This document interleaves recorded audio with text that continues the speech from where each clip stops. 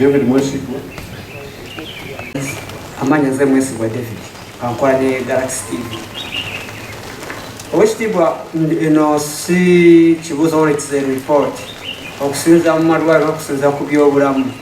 Bwe tudda mu malwaliro ga gavumenti okugeza Mukono General Hospital na Muganga kale kantemate Mukono General Hospital terina bikozesebwa ebimala. Bagamba nti mu week ba receiving abakazi abazaala oba banakazadde abazaala b'eggwanga abawera 10 naye nga mu ddwaliro ddala balina ebitanda 15. Nekireetera oluusi abamu nekireetera okugyako abazadde ku ssaawa nga 9 gw'ekiro ku ssaawa nga 10 ne bamufulumya eggulo n'omugamba ogira obeerako ku lubalaza oluusi kubalira ku kasimenti abalala basobole okufuna bwe bazaalira. Bwe tugenda in the same district e Namuganga Health Center 3 ku ddwaliro eddamba lirina abasawo 4 ate nabo ku weekend tebabeerawo amushura for that kubanga nakola research egendayo. Bwe tugenda mu Regional Hospital e Kayunga ebikozesebwa mulimu walidemu okukeerwa kw'ebintu okugeza nti scanners teziriiyo, kyebayita amalwaliro ku side y'abalwadde ba sickle cells tebalina ddagala. Tulinako oxygen plants zazikira. Eyo report gyentuusa His Excellency President Museveni. Kale. Dennis Juko nkola ne New Vision okusinziira mu disitulikiti y'e Kayunga. Muzeeyi watandikawo enkola ey'okusasula bannamukadde abasusse emyaka 8 nga gavumenti ebawa $2.5 buli mwezi buli omu. Naye abantu bano batambula ngendo mpanvu nnyo okuva gye bawangaala okugenda ku bitebe by'amagombolola gye bafunira ssente zino. Ekibuuzo kyange kiri nti waliwo enteekateeka yonna ey'okulaba nti Ministry ya Gender, Labour and Social Development etuukiriza puroguramu eno okuba nti esobola okusasula bannamukadde bano okuva ku bitebe bya parishes emiruka kubanga batambula nnyo.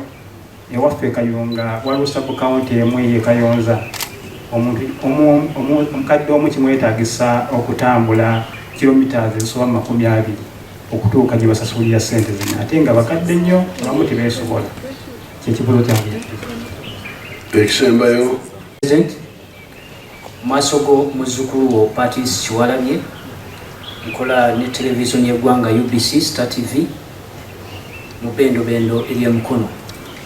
Excellency njagala okwebaza olw'akaweefube gwe watandikako bwe nategeddeko nti wamutandikira ddala myaka gy'enkaaga okulaba ng'okyusa obulamu bw'Abannayuganda naddala mu mbeera y'ebyenfuna. Tukwebaza naddala enteekateeka eno eya PDM erabise nga etandise okuzza essuubi mu bulamu bw'Abannayuganda naddala eyo mu masoso g'ebyalo. Excellency kino kirinako obujulizi ti okituuka mu byalo abanaku batandise okuddamu essuubi. Excellency nga munnamawulire ate njagala okwebaza naddala mu nteekateeka ey'emyoga nti puroguramu eyasooka okujja mu bukulembeze bwo oba bukyanga eggwanga lino libaawo ng'ekwatira ddala ku munnamawulire direct bwe wateekawo nti mu myoga 18 n'abamawulire ne tubaamu. Excellency era njagala okukuloopera nti bwe twawulira enteekateeka eyo tetwakoma kugitegeeza butegeeza bantu wabula naffe twetaba mu nteekateeka y'emyoga nga wagiteekateeka. Njagala okuloopera nti enteekateeka eyo tukoze bulungi ddala kubanga etandise otusigamu omutima ogw'okutereka ate n'okwongera okutabaganira awamu nga bannamawulire ne twongera obwasseruganda n'okwongera okwekulakulanya. Njagala okutegeeza nti mu nteekateeka eyasooka we twafuna obukadde 3 geewa Bugaba twatandika okukola projects ez'enjawulo era bamu ku ffe ne tutandika okulunda buli sako eya constituency. Yes, ne tutandika okukola projects ng'okulunda ebisolo omuli embizzi, enkoko. Constituency efuna ngameka? Constituency efuna obukadde 3. Z'abamawulire bokka? Yes. Okusinziira ku nteekateeka. ate abalala bonna emyoga yonna zisingawo emyoga gyonna buli mwoga mu constituency gufuna 3 okuleka ogw'abakulembeze gufuna 5 okusinziira ku nteekateeka. That's a lot of money. So times 18 the different myoga circles like the entrepreneurs. Bogata zonna sente nyingi ziri nga how much?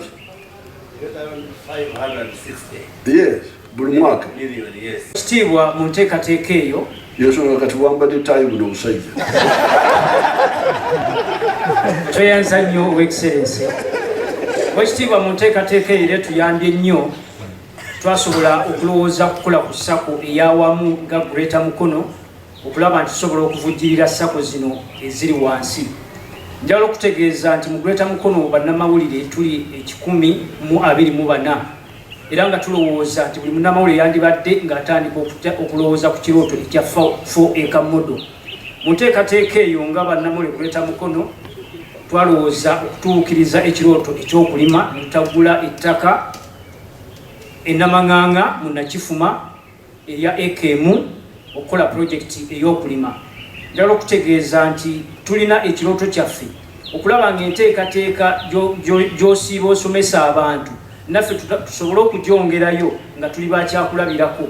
Waakiri ku projekiti 7 z'osomesa waakiri tubeeko na 3 omwaka gw'ebyensimbi ogujja gunaggwerako. Excellency, kkiriza nkutegeeze nti enteekateeka eyo yatuguza ettaka twaligula $2.8 mweteefuteefu okutwongera acres endala 3 okulaba nga tutuuse ekituuso ekirooto ekyo ekya 4 acre model. Excellency, era njagala okukuloopera nti mu Mukono mu bannamawulire tusinga mu Greater Mukono bannamawulire tusinga kuŋŋaanira mu urban centers, so nga ate abantu bw'oyagala otutuusaako amawulire aga PDM bakuŋŋaanira nnyo mu masoso g'ebyalo abawejjere mwe basinga okusangibwa. Kati twekanga nga tusanga okusoomoozebwa okutambula okutuuka Esseeta Namuganga okutuuka e Galiraaya mu bizinga Ekkoome ne mu bizinga eby'Ebuvuma. His Excellency, tulina okusoomoozebwa okw'entambula naye tukimanyi bulungi nti obusobozi bwonna bwe tutuuka mu maaso go mukama wange essala zaffe zisobola okuddibwamu. Excellency, kkiriza nkuloopere era mu nteekateeka zonna ze tulina tuli beeteefuteefu okulaba nti twongerayo enteekateeka ez'okulaba nti tutuusa eddoboozi ku muntu asooka era asinga okwetaaga ebyo by'osomesa eggwanga. Excellency, era njagala okwebaza nti mu kutwagala mu nsonga enkulu z'oyogadde nnyo mu Yowa Wisdom n'okikakasa era n'okikola nti obulwadde obusinga okuluma omuntu bwe bulwadde bw'obutamanya n'obwavu.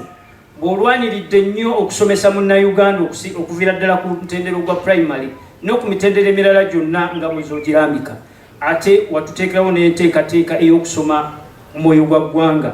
Kino twakirozaako mu mwaka gwa 2023 bwe twali e Kyambogo. Your Excellency, njagala okukuloopera nti bajjeno batusomeseza ddala bulungi ne twongera okumanya ebyafaayo by'eggwanga lyaffe, ne twongera okumanya eggwanga lyaffe, era njagala okutegeeza the approach of writing news stories abaluza ku musomo ogwo twakyuka. Your Excellency, era njagala okukuloopera nti muffe amadaala gaffe ag'ebyenjigiriza twetaaga okgongerako. Mulimu abali ku certificate level, mulimu abali ku diploma level, mulimu abali ku degree nga nabo baagala okusobola okuba nga beeyongera. His Excellency, tusaba wabeerawo omukisa gwonna tujja kweyanza nnyo, tujja kweyanza ddala. Neyanza nnyo abavubi njagala kubasingana kati bwemaze okulambala PDM waliwo gurupu zengenda kusinkana, waliwo abakyayi netaaga olunaku kusinkana abakyayi eyo mu obugwanjuba okusinga the whole day. I've already told my staff olunaku olulala ngenda kusinkana abavubi abo somewhere in Jinja there or something. Then waliwo aba cattle compensation from northern Uganda. Ge mabanja gendi na abantu bange bagenda kutegeka olunaku. kati okufuna ensawo ey'enjawulo ey'abavubi ekyo kituufu. Abavubi ngenda kubafunira ensawo yaabwe endala. Tugenda kukiteeka mu manifesto ya NRM kubanga kituufu nti bo beetaaga ssente ezisinga wona. Nakimanyira eri ku mwitanzige mugimanye ne Kalbat bwe tugiyita mwitanzige. N'olwekyo tugenda kukikola ekyo kubateekerako ensawo. Tugenda kulaba engeri gye tunakikolamu. Bo beetaaga ssente nnyingiko okugula eryato, okugula ingini. Naye kye mulina okutegeera, guno omujjuzo oguli ku nnyanja gulina okukendeera. You cannot have everybody in the lake. There must be some regulated number. N'olwekyo abamu abali mu nnyanja balina okuba beetegeefu okugenda kukola birala, tusigazemu abatono abatagenda kwonoona nnyanja eyo. Kati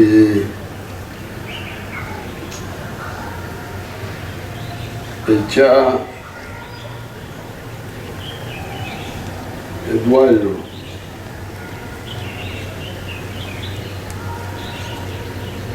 obutabeera n'amadagala n'ebyokukozesa, ogwo musango gwammwe gw'Abanamawulire n'abatuuze, kubanga mwalonda ababaka abatagasa okusinga ba opposition, kubanga bebandibadde balondoola ebyo byonna. Jjukira buli kyalo, buli gombolola erina LC3 omulonde. Omuntu wammwe kulwaki oyo tabanja ebyo byonna byemugamba. Netubaawo netubeera n'omubaka wa parliament omukazi oyo ali awo, oba omusajja wa constituency abamwana babali awo basasulwa gavumenti. Kulwaki tibabanja ebyo byonna byemugamba? Mbabuuze mu mawulire gammwe lwaki temulondoola. Balage obujulizi nti ensonga bazireeta wa minisita wa health n'agaana okuzikolako. But now I am hearing this for the first time. Nduwulira when I am traveling. Of course n'abakozi ba gavumenti abalala nabo balina emisango badiso, abo nabo balina emisango gyabwe na RDC. Era ngenda kubalumba singa omuntu awandiika n'omwana byaganda eby'eddwaliro, singa funa omuntu awandiika mwanyina zinalweso onaakozesa n'okuwandiikira akagambo koyo omuvubuka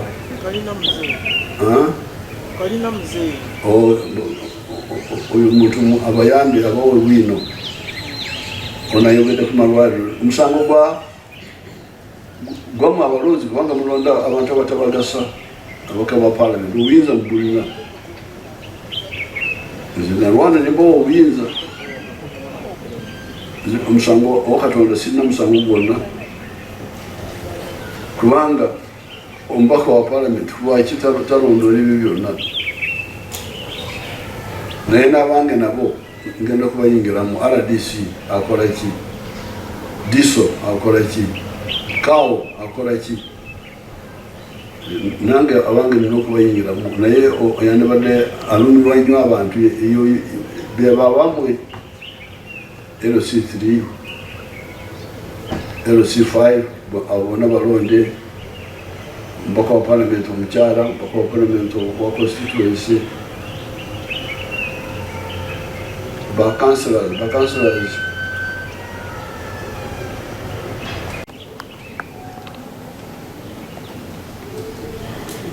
Mwoga gw'Abamawulire. Njagala kubayozayoza okutandika kukola ebyokubajja mu bwavu wadde mukolera abaavu. Netusobola kukolera mwavu bwaba tasobola kusasula ze musiibula. naye fe Abaganda tugamba nti ekitata muyima tekimumalako nti kasita tulina obulamu nga tulabe engeri gye tuyambamu bano abanaku bano abakolera abaavu. Kati musaako yamwe ey'Omukono ngenda kuteekamu obukadde 10 ate ngenda kumugamba gye nibaleke controller abagulire minibus ebatambuze. Mulwaleero sagala munnekwase bwe munaakwamira mukubo nti mbadde nva wa pulezidenti nenkwamira seeta Museveni andeetera ekizibu. Sagala bisiraani ewa Katonda bwabampeere miliyoni emu. Kale mwebale ddala katufune ekifaananyi kubanga nina okugenda mubakunja nina okutuukayo bukyali kyomanya.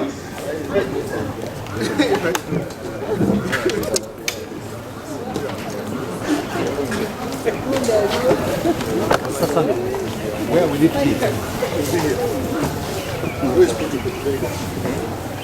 He's here. Look guys, he's inside here. Gentlemen, first come here. First. Yeah?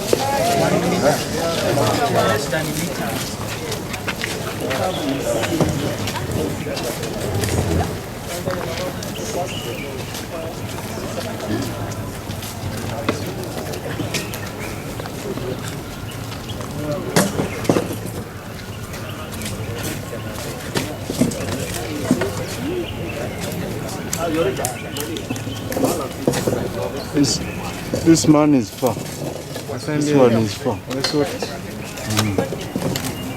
Nga yambadde ne suuti nyamu.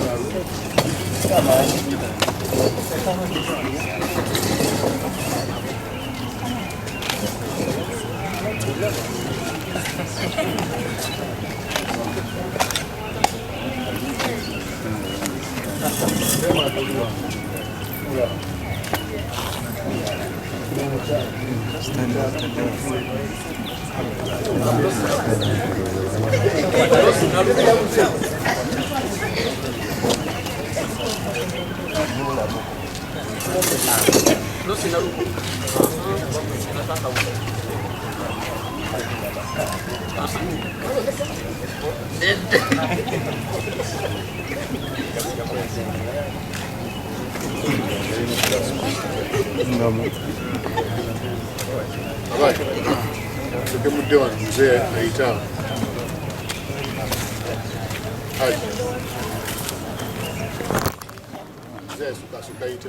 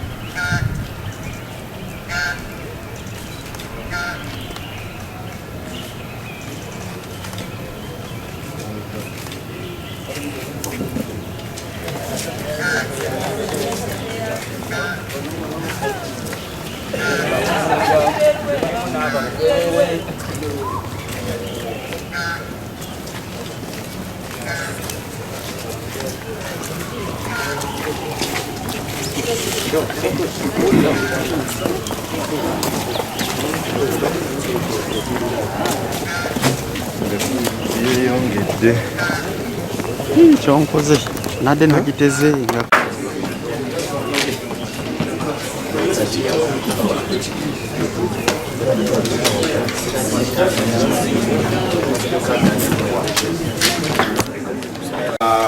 those with the TV have given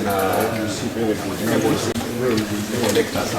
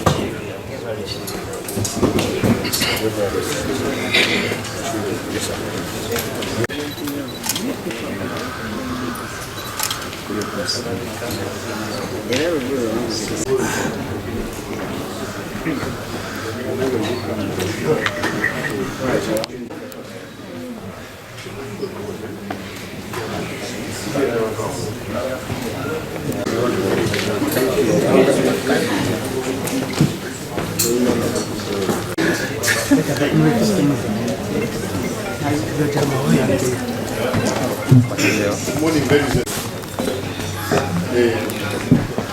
my name is Ssinga. I'm glad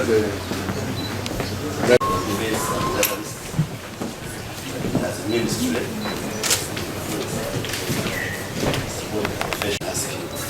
Yes,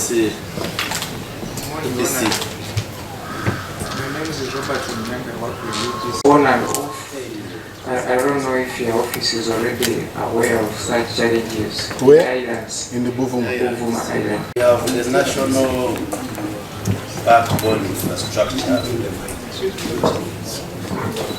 Pick like 4 or 5 questions, and then I respond. Because if I am respond for a number of times, but I think I can as well raise it now. A good number of our colleagues, they are working for media houses that are not paying them. Unfortunately, the ministry is not bothered. So I don't know what can these people do, where can they run to? You're not from the ministry, so you don't know. Maybe you say, what is the ministry doing about it? All right. The answer is or to reduce on the side of internet or the cost.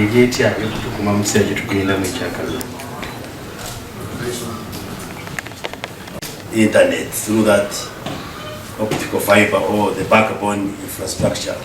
But also there are many active private players that also provide the services, including the telecom companies and others. So in the next like 2 or so years, we should be able to connect using this NBI, connect the whole country, and the connectivity should greatly improve. And of course we work with other private actors. But I know there are areas like the islands and the other mountainous areas where you can get internet one side, then a shadow the other side. We are discussing also as East African community with a view of establishing a regional satellite, so that areas like the islands, where it may not be easy to extend the fiber, then they can benefit from satellite technology. So yes, now connectivity. During the COVID lockdown, when we were distributing food in Kampala, I found that journalists were one of the categories that were severely affected by the lockdown, because if you are paid per story that you find, now during the lockdown there were no events for you to cover. There are many journalists who were starving to pay the minimum wage because we have not passed the law. And now that of course gives the employers opportunity to exploit you and other workers.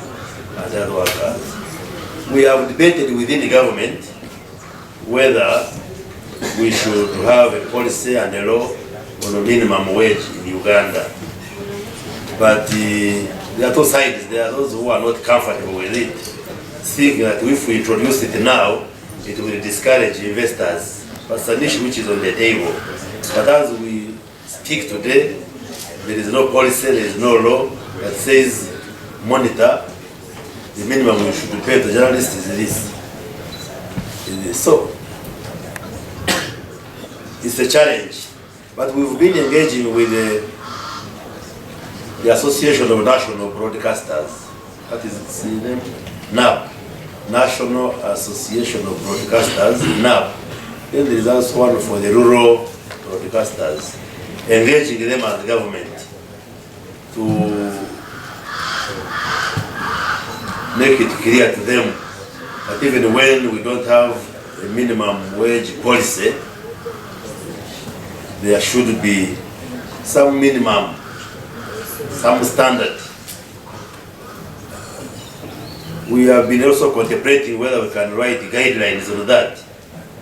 Only that maybe somebody can challenge them if they are not backed by the law. For instance, if we wrote a guideline and say a journalist of this grade maybe should get a minimum pay of this, it will not have a legal backing. So we are now just using persuasion and engagement. But I agree, it's a challenge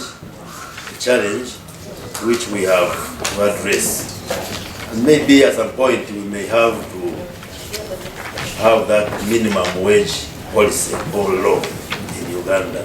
Because we're having many factories, industries, and they exploit the workers. You find many workers are like volunteers. They are not paid any substantial amount that can enable you to survive. So it's a challenge which, as of now, we are just engaging in UP and other media owners to look into the issue of wages. But also on the licensing, I think in Uganda we have over licensed media houses to the extent that many of them don't make commercial sense.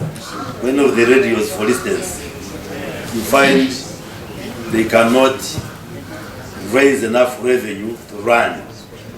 So you find a number of radios, like for us who are politicians, you find a politician, an MP, a minister has a radio, it mainly serves him as a platform to communicate. Maybe he uses his emoluments from parliament to pay and run the radio. So many of the radio stations, if I use radio for instance, do not have sufficient business to run on their own. And that's why they pay poorly the workers. So it's a need to become commercially viable and they can pay. But at the same time, the other issue will be there are many of you who have trained journalism. So if you remove the media house, if you reduce them, will you get where to work? So it's a double-edged issue, but we are having those internal discussions.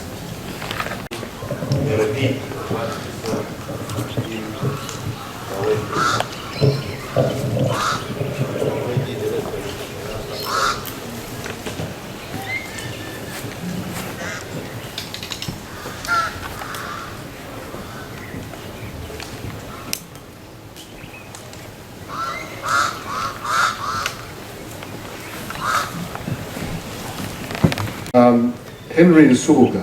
Let's start with Henry Nsubuga. Henry Nsubuga, ndi wa mawulire nkolera Mukono nga nkolera New Vision. Omukulembeze w'eggwanga tuli basanyufu okutukyazaako mu maka gano okujja okuinteractingako naawe.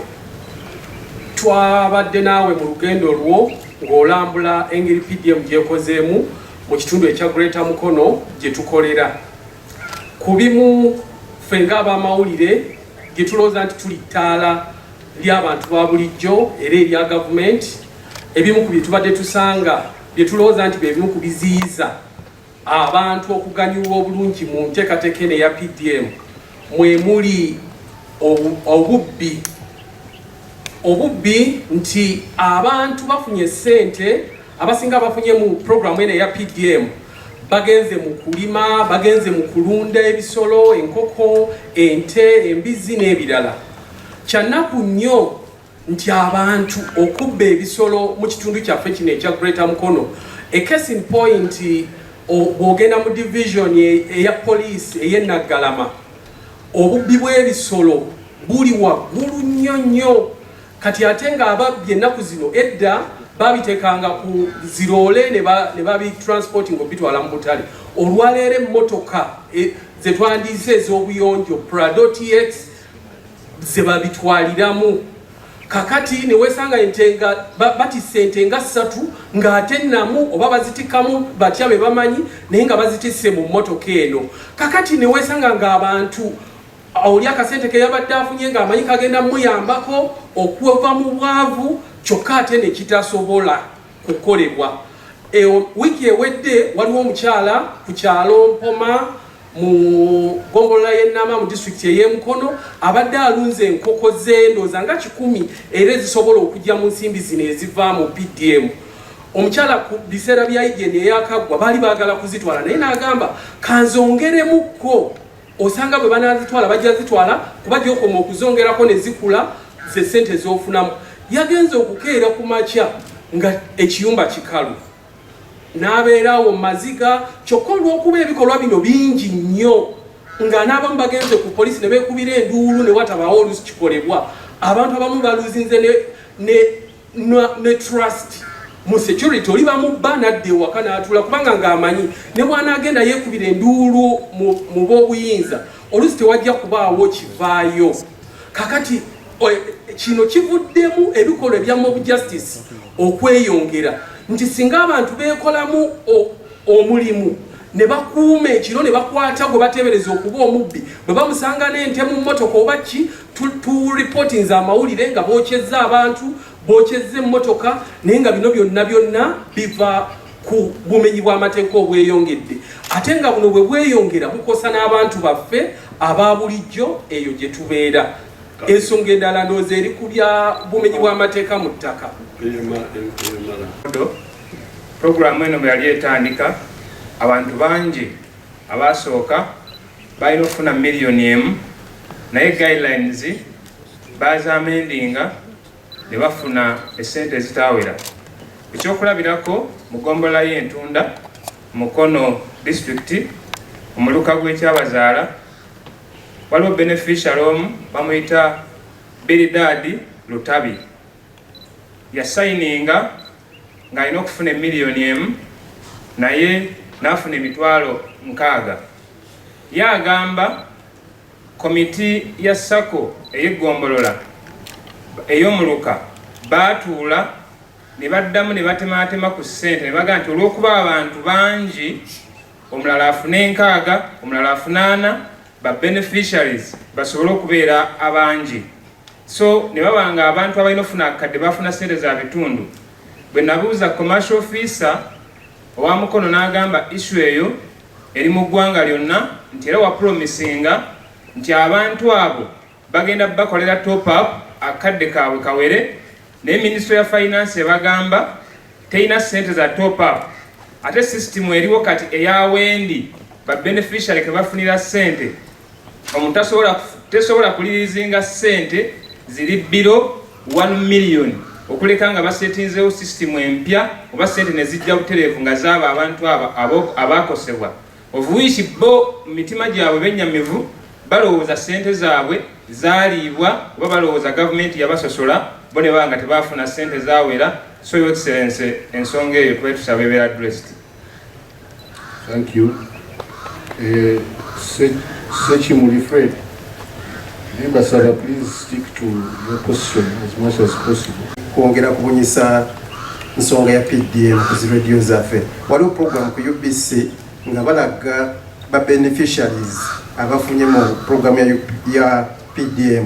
Your Excellency, waliwo enteekateeka yonna okulaba ne media zaffe endala zisobola okubeera n'enteekateeka eyo nga tusobola okulaga ba beneficiaries maybe n'abasomesa nti kiyamba abantu baffe okwongera okuganyulwa mu nteekateeka eno. Your Excellency, question yange. Thank you. Everest Muchibi. President nze Everest Muchibi kola ne Bukedde Farmer Ready Embutikizi. Wekitiibwa atukwebaza nnyo olw'omumuli n'ekitangala byolaze eggwanga kuyita mu nteekateeka y'okugoba obwavu mu bantu. Webale nnyo, webalire ddala.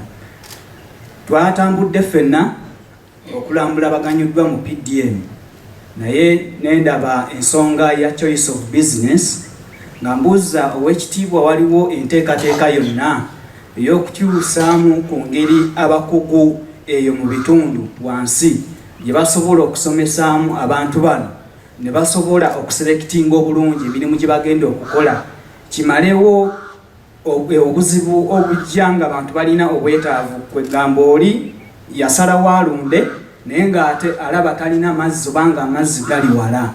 Waliwo enteekateeka ey'okusomesa abantu babeere ne selection of business entuufu. Madina kolera mu Bukedde olupapula.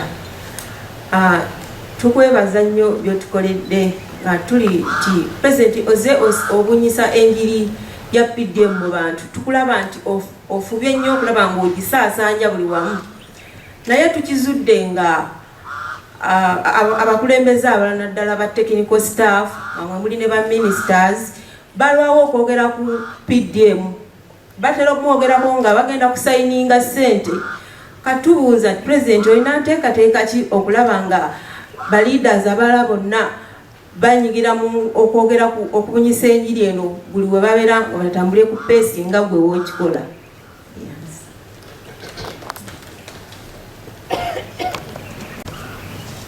Nakyogerako luli era ngenda kukyogerako Buikwe.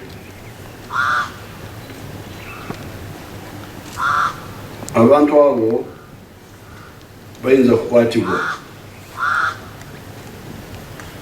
era abamenyi b'amateeka twabakwata e Masaka. Mujjukira waliyo obutemu tuvudde mu kalulu akana kayita waliwo bali bakozesa ebijambiya okutemula abantu naye bona twabakwata abamu ne bafiiramu. Biki ebyatuyamba? Embwa singa naye okusooka enkwataganya wakati wa poliisi n'abantu. Buli akoseddwa akubire poliisi mangu. Poliisi yegombolola kubanga tutadde poliisi kugombolola buli gombolola.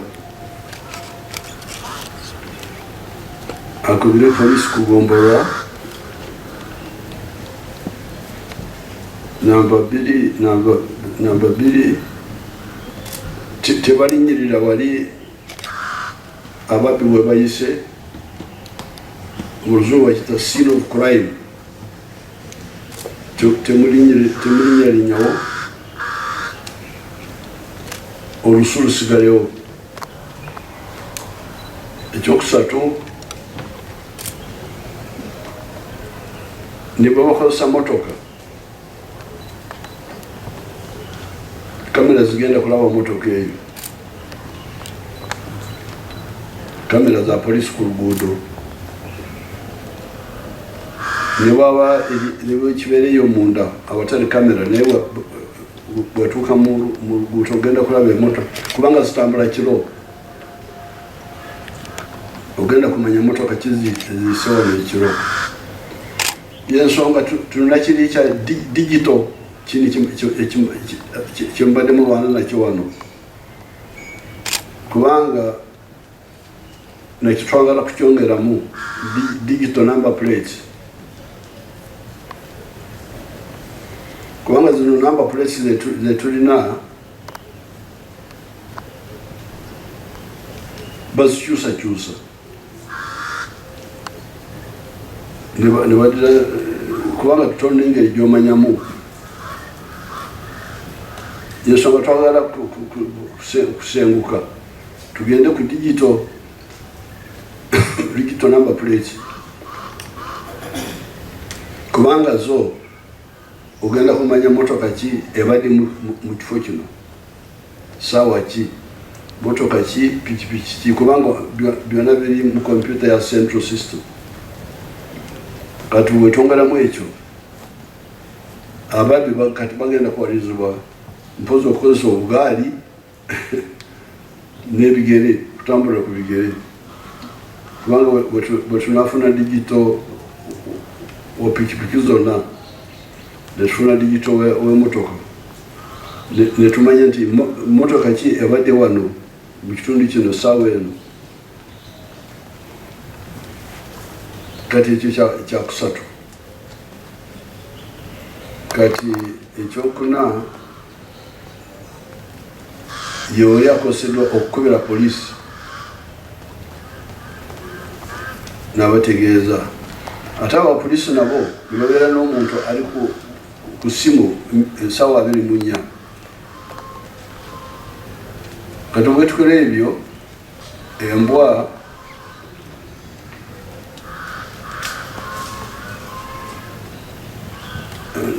esimu embwa cameras digital ababbi tugenda kubamalawo mpozi bagenda kusigaza okutambulira ku bugaali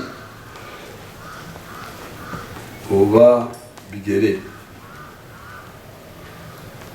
but if you rule out the vehicle you'll have covered a very big ground kiro nibakuuma ebyalo byabwe ani atambula ekiro they can have some if it becomes serious we shall look at the LDUs mukyalo kubanga mugamba nti bwe bakwata omubbi bamutirawo bwe mugambye mob justice so we can also look at that one of wanekyewa abantu bakuuma ebyalo byabwe that also can be looked at naye ababbi tusobola okubalemesa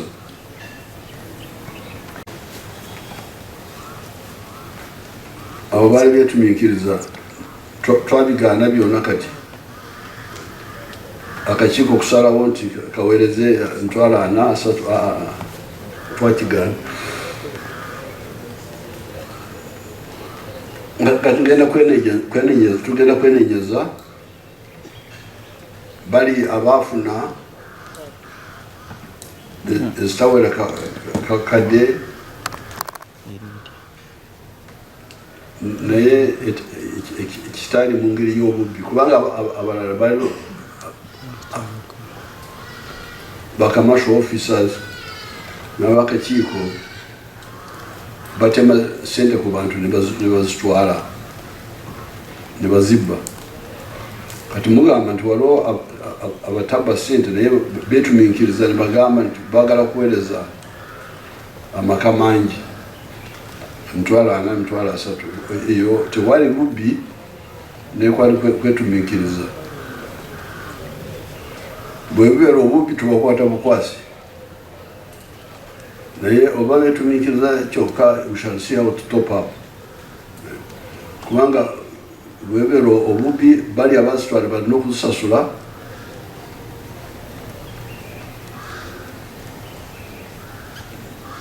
n'okubakwata tugenda kubakwata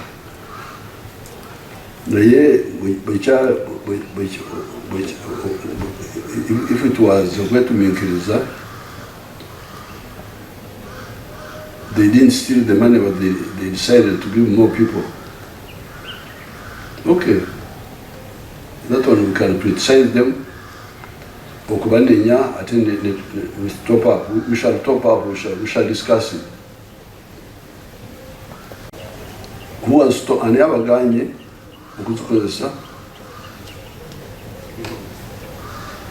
kubanga imama abali ba bonana NRM nitubagoba timutta wano oro betwagoba. So what is the issue here that other medias would like to use to publicize PDM? Has anybody stopped you? Or what information? What is the story? Abuzecho yani. Sina sente ezo. Gwemba naka sente kaweleza abalimbange. Sikuweleza Banamawulire. UBC informs them for free.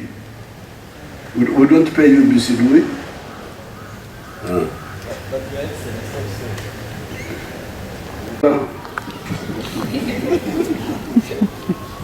Muleke atene nga wamisa baga tugenda kubagalawo bwe mbeto mukikoze tugalawo. That what? Radio is starting Sakura said basigalewo omwavu atandika radio. Radio mu kintu ky'amaanyi naye kati buli muyayi atandika radio. Buli muyayi talina mmere kati agenze mu radio. Okutandika radio olina okuba olina obusobozi obutawulina wuliriza radio eya gavumenti weeri. Ku bantu babiri oba ku muntu omu babiri asooka yoyo wetaka ettono yikaze enya okudda wansi, owokubiri ow'emyoga ye muvubuka oba omuntu yenna omwavu atalina kyalina naye asobola kukozesa ebyemikono.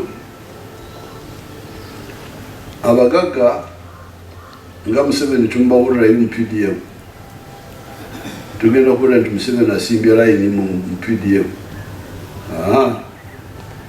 Nze bwe njagala kwewala ngenda UDB.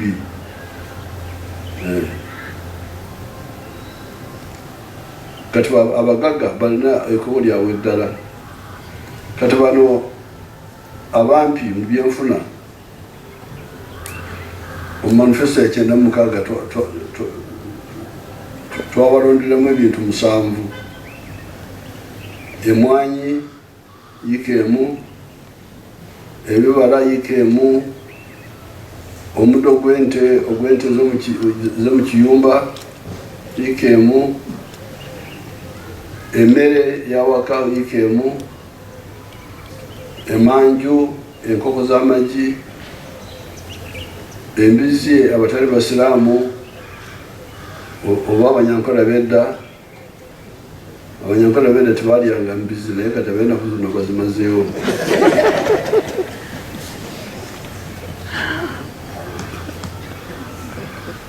Eri mu bisaalu okuteekayo ebidiba by'ebyenyanja gy'emirimu ebyokukola 7 byetwalondamu kubanga biganyula wadde okolede awafunda ojjamu kinene. Yensonga tetwogera kupamba ne kyayi tetumuteeka muno mu 4 acres. Kyayi talimu, ebikajjo, etaaba, okulunda ente zanansangwawo, ebyo byonna kubanga kino tukiyita intensive agriculture. kola wafunda nenoja mu kinene eryendala tugiyita extensive agriculture ekitegeeza nti wadde ofuna katono buliika naye twalanga pamba bwenagenda ewa Moses Ali Ajumani ekyo wali bagamba nti mu wiiki emu oyinza kufuna miliyoni emu mu mwaka kati wobeera n'eekazi ebbiri zokka amaka nga aba Arua bwe bali oba Busoga wano obeera n'eekazi bbiri amaka yiika emu otaddemu muhogo emmere y'awaka olinga omuntu w'eriiso erimu osigaza yiika emu yokka okukola sente z'okuyimirizawo amakaago bw'osalawo bubi n'ogenda mu pamba amakaago tegagenda kuba mu bwavu yensonga tukugamba nti gwe w'eriiso erimu genda mu emwanyi kubanga emwanyi zo yiika emu okuweereza miliyoni nga 15 awaawo ebibala zisingawo yiika emu olina yiika emu y'emmere so naye bali abamataka amanene ayinza kulima kubanga twetaaga pamba tumwetaaga Uganda emwetaaga naye ekibuuzo ki ani analima pamba oyo ono wetaka etono mumuleke akole ebinayamba amakaage naye abanene muyinza kulima pamba kubanga olima yiikazi 10 wadde ofunye miliyoni emu buli yiikazi eziziba miliyoni 10 eja Bulaaya imagine omuntu ali ku njala wano kati ali ku mpiira y'e Bulaaya simanyi kilabu ki ewangudde Bulaaya olwo yambuuza mbuuliwa mpagira kilabu ki Bulaaya nsi Yoweri Museveni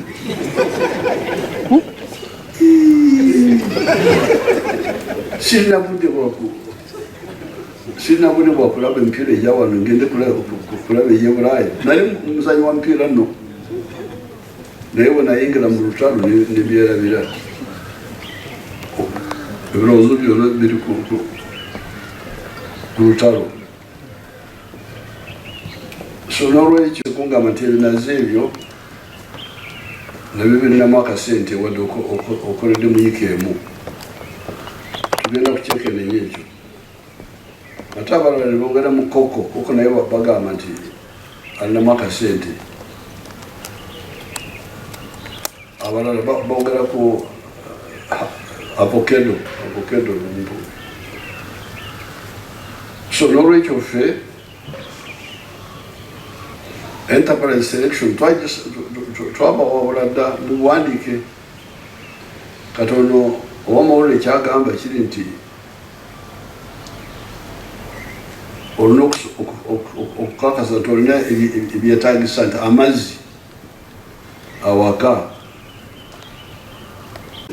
nzikola okubange kati Mwami iga President akosanya abevuma n'abalina radio Assault Media based in Buvuma corresponding based in Buvuma NRM eresi nchuka President yenda kuza mwezi 23 January mwaka guno wali osinkanye Banamawulire abava mu Greater abava mu sides z'Obusoga Settlogi Emayuge noyogera ku nsonga y'ennyanja bw'otunuulira mu Greater Mukono Buikwe Buvuma ne Mukono tulinamu ennyanja a fishing community noyogera okulaba nti wagenda kubeerawo okunoonyereza n'okola ne ttiimu gye walonda okulaba nti bakola kunoonyereza abavubi basobola okuddamu okozesa ku nnyanja omukulembeze w'eggwanga abavubi baagala okumanya ensonga eyo etuuseewa saako n'okulaba ng'abongezako kasente aka PDM okusinziira ku miliyoni emu ng'abavubi bagamba tesobola kubamala nga weetaagayo ka extra okubongezamuko ku kasente kubanga bye bakozesa ate biri waggulu nnyo mu kuvuba neyanziza nnyo President.